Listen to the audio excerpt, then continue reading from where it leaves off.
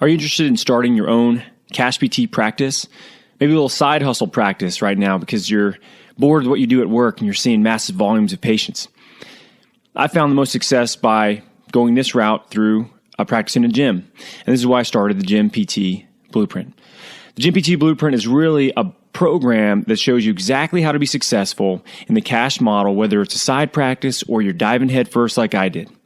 This shows you exactly how to set your finances up correctly, how to set your practice up correctly, how to sell things, how to market yourself, and how to really convey your unique value to other people so that they'll want to pay you for it. If you are struggling to figure out how to set your practice up correctly, or if you're in practice and you're not making at least 5 figures a month at this point, you really should check out the Gym PT Blueprint.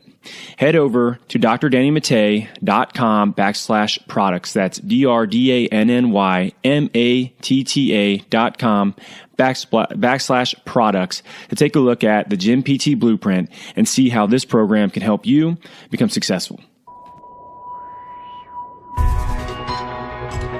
So here's the question. How do physical therapists like us, who don't want to see 30 patients a day, who don't want to work home health, and have real student loans, create a career and life for ourselves that we've always dreamed about? This is the question, and this podcast is the answer. My name's Danny Mattei, and welcome to the PT Entrepreneur Podcast.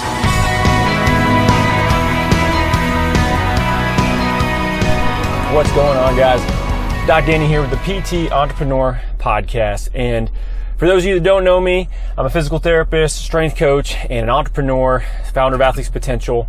And on this podcast, we talk a little bit about business. And for those of you that have been listening for a while, I appreciate you coming back. And as many of you know, I have 2 little kiddos, and sometimes I bring up lessons that I've learned from them, which I think is really unique and interesting. I didn't expect that, necessarily when I had kids. I learned so much from them, and in some cases they apply really well to business, and that's something that I want to talk about today. So I just dropped my daughter off at school, and I'm headed back to the office. I've got sort of an admin day today. I got a lunch meeting, and I got some things to take care of. So I want to talk about this on the drive back, and it's actually about my other kid. It's my son Jack. So Jack is 6, and I'll give you some context to why I'm talking about this. And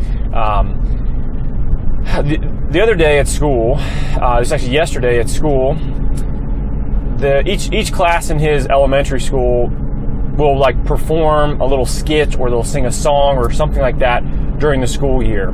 And there's a few hundred kids in the school, and it's sort of intimidating. It's nerve-wracking, and people get pretty anxious when they have to stand up in front of their entire class and sing a song. And so it was his classes, kindergarten classes, time to do that, right? So they were singing some song, and their teacher tells them before that, sing a song, but if you also want to, you can dance, and dancing brings happiness to people's lives. That's what she tells them, right? She says, if dancing brings happiness to people's lives. So one of our old neighbors sends Ashley and I a video of our son up on stage with his entire kindergarten class in front of the whole school doing the worm on stage at the auditorium and dancing like an absolute maniac. And it was hilarious. And, I just laughed so hard. I watched it multiple times. And, I thought to myself, that takes some serious balls, right? Like, how many of you, I know for me personally, I would not have, ambulance, about to get loud. Hang on. This is what happens when you do a podcast where you're driving your car.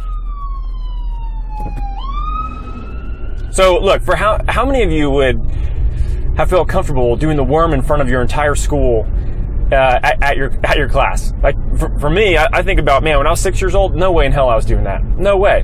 I would have been, way too scared to do something like that. And and sometimes in life we get told to go for things, right? Oh, go for it. But really, most people don't take action on that. They don't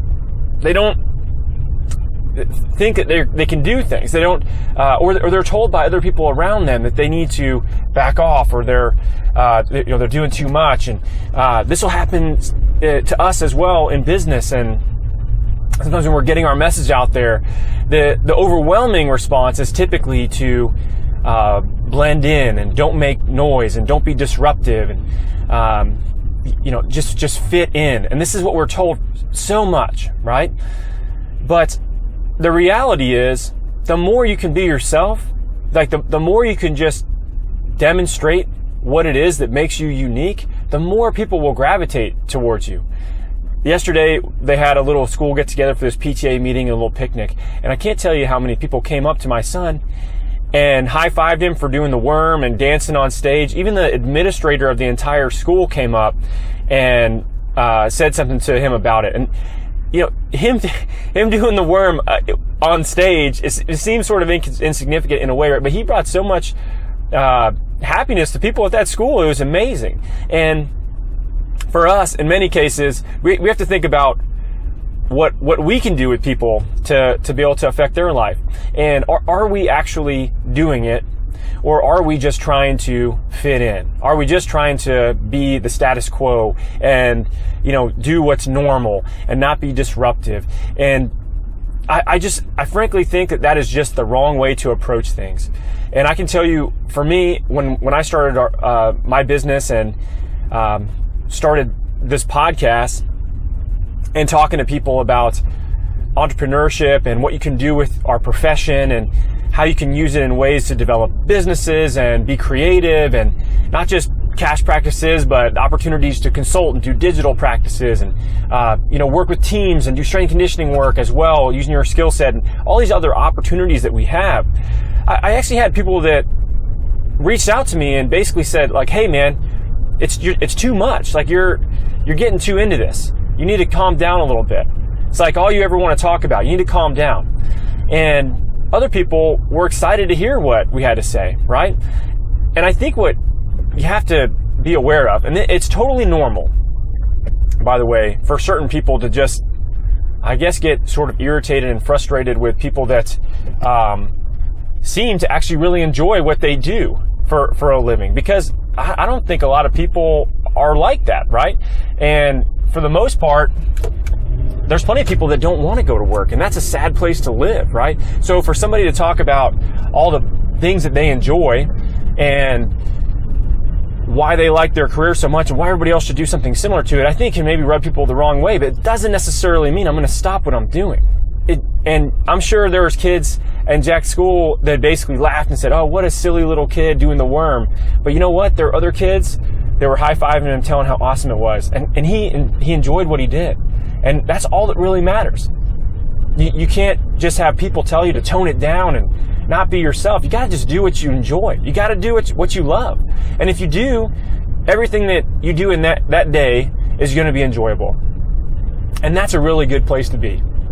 From a career standpoint, from a personal satisfaction standpoint, not a lot of people live on those terms.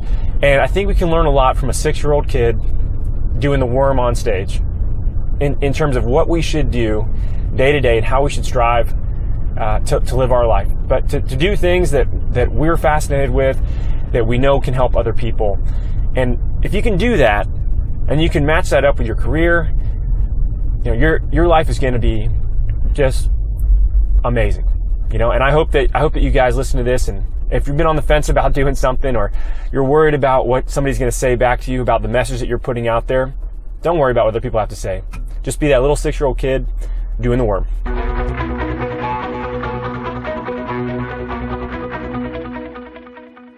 Hey, real quick before we go, I just want to say thanks so much for listening to this podcast.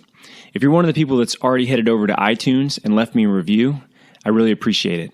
There's been over 50 iTunes reviews, and all of them being 5 stars, that have been left on this podcast since we started in August. That's awesome. And I read every single review. I take every little piece of advice that you give me in there, any criticism, any positive feedback that you have, I read all of it. And it's amazing to see that we're even getting reviews internationally at this point. So if you're one of the people that's reviewed the podcast, thanks so much. If you're an active listener of this podcast, I highly, highly encourage you to subscribe to the podcast and go to iTunes and leave me a short review. I'd love to hear what you have to say, and it really does help me get this information in front of more people. So guys, thanks again for your time, and keep listening.